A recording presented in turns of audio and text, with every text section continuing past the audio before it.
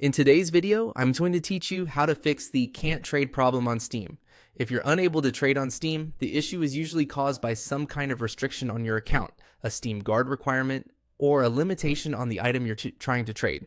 So before you try random fixes, it's important to first check your trade status directly inside Steam. This helps you identify whether the problem is coming from your account settings or from Steam itself, and it can save you a lot of time. To begin, open Steam and make sure you're signed into the account where the trading problem is happening. Once you're in, head over to your inventory. This is where Steam stores your tradable items, and it also gives you access to the trade section connected to your account.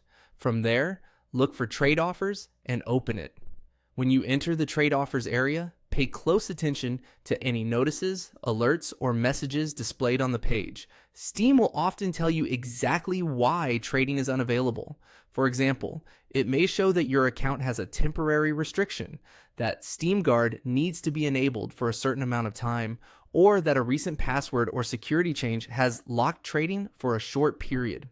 In some cases, the item itself may not be tradable yet, which can also stop the trade from going through. This is the key part of the process, because those notices are usually the fastest way to understand what's wrong. Instead of guessing, you're checking the source directly.